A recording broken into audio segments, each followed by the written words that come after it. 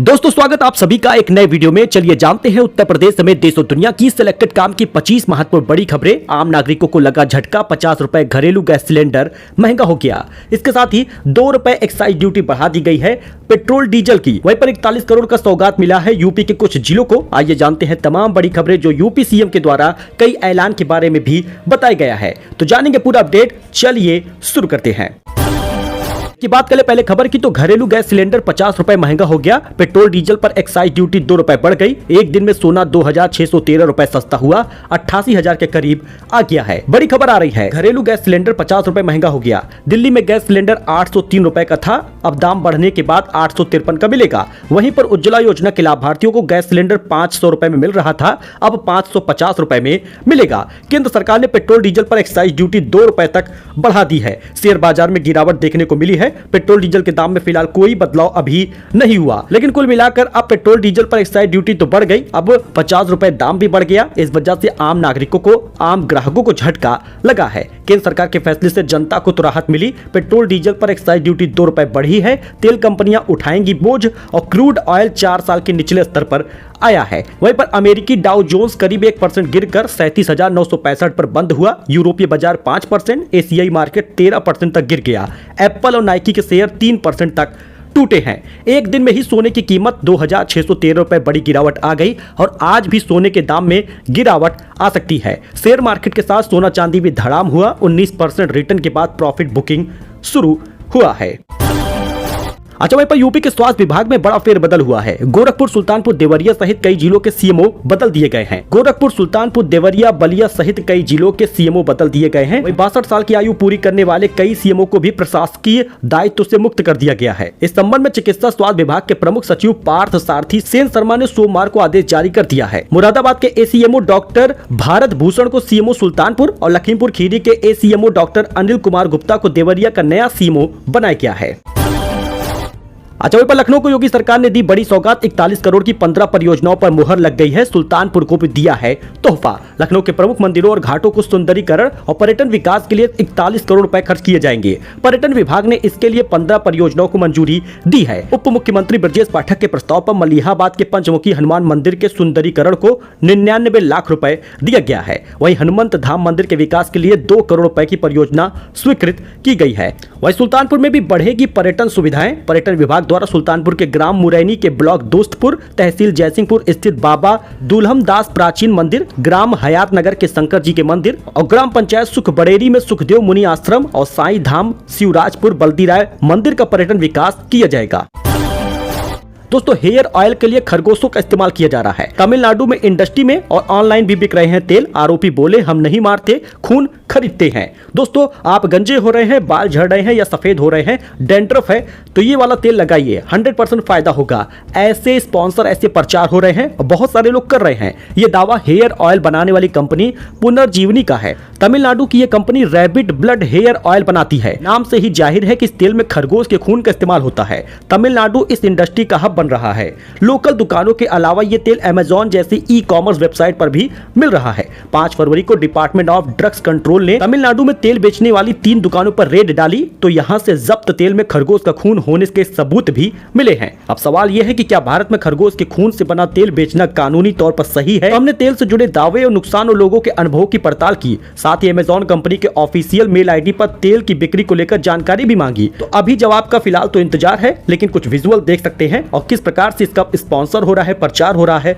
और लोग अंधाधुन इसका कर भी रहे हैं। सरकारी मंजूरी और सर्टिफिकेशन का फिर इसमें दावा भी किया जाता है। इस पर आपकी क्या राय है, कमेंट करके जरूर बताएं।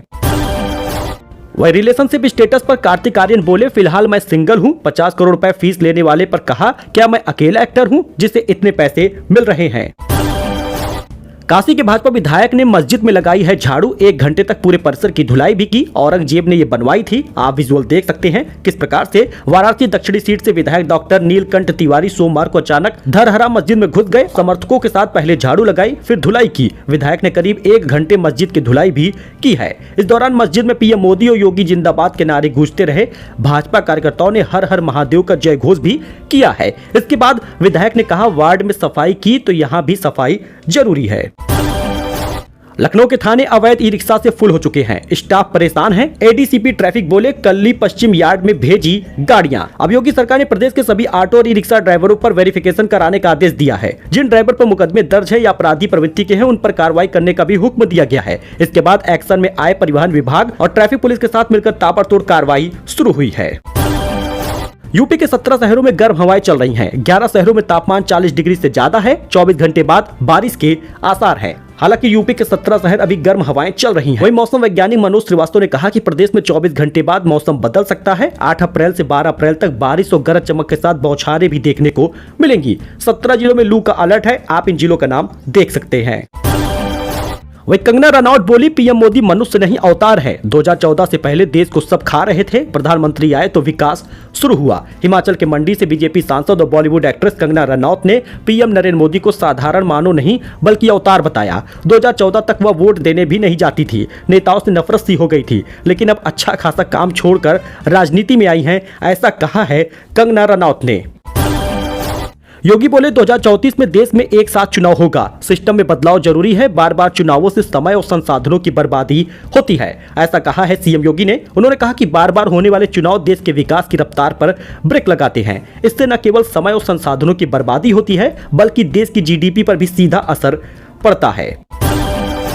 वही आसाराम को फिर से 1 जुलाई तक अंतरिम जमानत मिल गई है। हाईकोर्ट ने राहत दी। 31 मार्च को 2.5 महीने की बेल खत्म हो रही थी। आसाराम को गुजरात के बाद अब राजस्थान हाईकोर्ट से भी राहत मिली। कोर्ट ने उसकी अंतरिम जमानत की अवधि 1 जुलाई तक बढ़ा दी है। वही दोस्तों बीकापुर में 84 कोसी परिक्रमा से किसानों में रोष है। मुआवजे की कम राशि से नाराज ग्रामीण 2027 में परिणाम भुगतने की दे रहे हैं चेतावनी। अयोध्या के बीकापुर रामपुर भगन में 84 कोसी परिक्रमा मार्ग के निर्माण में प्रभावित किसान और दुकानदारों में भारी आक्रोश है। उनका कहना है कि सरकार उनकी पुश्तैनी जमीन को बेहद कम दामों में अधिग्रहित कर रही है। इस कारण से वो नाराज दिखे और साथ ही कहा कि 2027 में परिणाम भुगतने की चेतावनी भी दिए हैं। इस बीच 30 रुपए का शेयर खरीदने की होड़ मच गई है। एलआईसी के पास 84 लाख तो एसबीआई के पास 6 करोड़ शेयर हैं। दोस्तों स्मॉल कैप अंडर 50 बता रहे हैं कंपनी के शेयर आज 5% तक चढ़कर 31 रुपए 88 पैसे इंट्राडे हाई पर पहुंच गया है। इसका पिछला बंद प्राइस 30 रुपए 50 पैसे था। आपको बताते चले कंपनी के शेयर में इस तेजी के पीछे एक पॉजिटिव खबर भी बताई जा रही है। कंपनी ने फंड जुटाने की योजना और बोर्ड स्तर पर कई बदलावों को लेकर ऐलान किया है। कंपनी जुटाएगी 27 करोड़ तक का फंड, इस वजह से लोग इसको खरीद रहे हैं।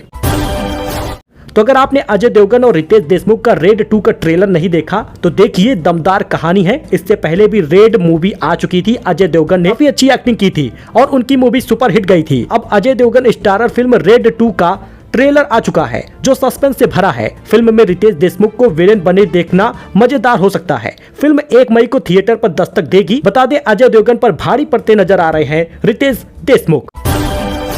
योगी कैबिनेट बैठक में 13 अहम फैसले लिए गए हैं। अयोध्या में डे केयर स्कूल बनेगा, हाथरस में मेडिकल कॉलेज बनेगा। क्या क्या कैबिनेट में फैसले लिए हैं इसको जानिए। बैठक में कुल 15 फैसलों पर मुहर लगी है।